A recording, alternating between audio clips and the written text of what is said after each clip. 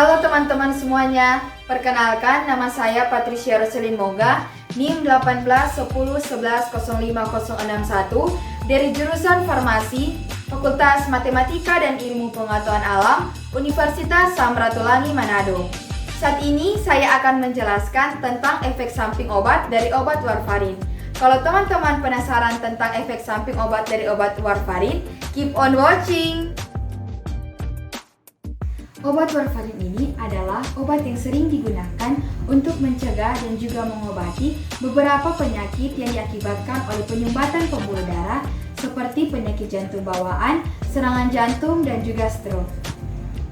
Setelah teman-teman mendengarkan pengertian dari warfarin, mungkin teman-teman masih penasaran termasuk golongan apakah warfarin ini? Warfarin termasuk dalam golongan antikoagulan yang berfungsi untuk mencegah terjadinya pembekuan darah. Proses pembekuan darah ini berperan penting untuk menghentikan pendarahan yang terjadi akibat luka. Bentuk sediaan yang teman-teman bisa jumpai di apotek itu berbagai macam, contohnya seperti tablet, kapsul, kaplet, dan lain-lain sebagainya yang teman-teman bisa jumpai di apotek. Namun, obat warfarin ini tersedia dalam bentuk sediaan yaitu tablet, yang dimana nama merek dagang yang teman-teman bisa jumpai dari obat warfarin ini antara lain yang pertama warfarin, yang kedua Simark, yang ketiga yaitu Reoxen, dan yang keempat ada Notisil. Indikasi dari obat warfarin ini yaitu untuk mencegah dan juga mengobati dari beberapa penyakit seperti komplikasi tromboembolik atau bekuan darah yang dihubungkan dengan fibrilasi atrium atau gangguan pada irama jantung dan penggantian pada katup jantung, serta untuk mencegah terjadinya gumpalan darah setelah infark miokard atau kondisi serangan jantung. Dosis warfarin ini dapat dimulai dengan 2-5 mg per hari dengan dosis pemeliharaannya yaitu 2-10 mg per hari. Obat ini dapat diminum pada waktu yang sama untuk setiap harinya dan dianjurkan obat warfarin ini diminum pada sebelum tidur agar dapat dimonitor efek puncaknya di pagi hari. Lama terapinya ini sangat bergantung pada contoh kasusnya, yaitu pada setiap individu yang mengkonsumsi obat warfarin ini.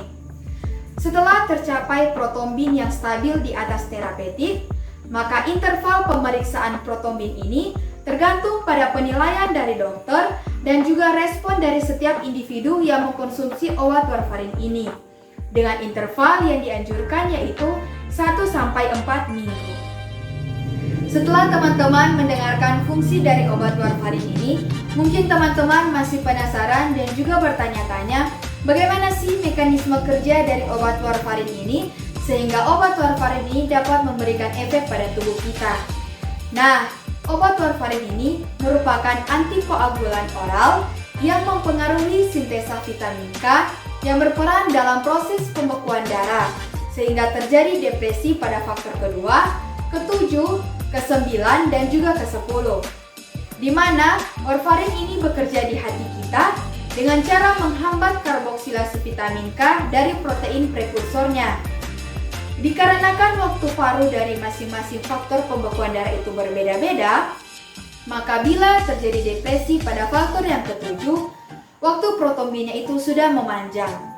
Akan tetapi, efek antitrombotik baru akan mencapai puncak setelah terjadinya depresi keempat faktor tersebut. Jadi, efek antikoagulan dari obat warfarin ini membutuhkan waktu beberapa hari, dikarenakan efeknya terhadap faktor pembekuan darah yang baru dibentuk bukan terhadap faktor yang sudah disirkulasi. Setiap obat memiliki efek sampingnya masing-masing, termasuk obat warfarin ini, di mana efek samping yang paling bisa kita jumpai dari obat warfarin ini yaitu perdarahan. Beberapa keluhan dari perdarahan ini seperti mimisan yang terjadi berulang, gusi berdarah, muntah darah, batuk berdarah, feses yang berwarna hitam, dan juga sakit punggung yang tiba-tiba. Selain perdarahan, ada pun beberapa efek samping yang bisa diakibatkan oleh penggunaan obat warfarin ini. Antara lain yang pertama nekrosis. Nekrosis ini di mana kondisi cedera pada sel-sel yang mengakibatkan kematian pada sel-sel dan juga jaringan hidup. Yang kedua ada alopecia. Alopecia ini merupakan kejadian yang akan terjadi kerontokan pada rambut. Yang ketiga ada urtikaria. Urtikaria ini merupakan kondisi di mana akan terjadi ruam yang menonjol dan kulit akan terasa sangat gatal. Yang keempat ada mual, yang kelima ada diare, yang keenam ada sakit kepala, dan yang ketujuh ada rasa terbakar di dada. Penyebab dari perdarahan ini yaitu terjadi pada saat pembuluh darah rusak sehingga darah itu pun keluar dari pembuluh darah. Perdarahan juga dapat disebabkan karena tidak atau kurangnya pemberian faktor dari pembekuan darah, sehingga hal ini dapat diatasi dengan pemberian faktor pembekuan darah tersebut. Walaupun begitu banyak efektivitas dari penggunaan obat warfarin ini dalam menyembuhkan berbagai macam penyakit, tetapi terapi dengan warfarin ini mempunyai juga beberapa kelemahan. Contohnya berbagai macam interaksi obat dengan obat yang lainnya dengan obat warfarin ini. Begitu juga dengan beberapa makanan yang dapat mengakibatkan interaksi dengan obat warfarin, terutama pada sayuran hijau.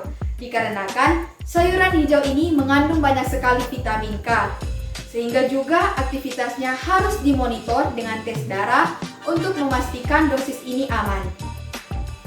International Normalized Ratio atau INR digunakan untuk mengevaluasi pengobatan dari warfarin ini, di mana targetnya yaitu 1,5 sampai dengan 2. INR yang tinggi dari obat warfarin ini mempunyai kecenderungan khusus untuk mengalami resiko terjadinya perdarahan. Sedangkan INR yang di bawah, target terapinya ini mengindikasikan dosis yang warfarin yang tidak cukup untuk melindungi diri dari kejadian tromboembolik. Warfarin merupakan obat yang termasuk ke dalam golongan keras, sehingga pada setiap pembeliannya harus menggunakan resep dokter. Selain itu, dosis penggunaan warfarin ini juga harus dikonsultasikan kepada dokter dan juga apoteker terlebih dahulu sebelum digunakan, karena dosis penggunaannya berbeda-beda setiap individu tergantung berat tidaknya penyakit yang diderita oleh pasien tersebut. Sehingga jika sudah terjadi efek samping yang terus berlanjut dan malah semakin parah, maka teman-teman harus segera konsultasikan kepada dokter agar dokter dapat memberikan saran sehingga efek samping tersebut dapat diatasi. Semoga video ini dapat bermanfaat dan menambah pengetahuan dari teman-teman tentang efek samping obat dari warfarin. So, stay at home and stay healthy. Thank you and bye-bye!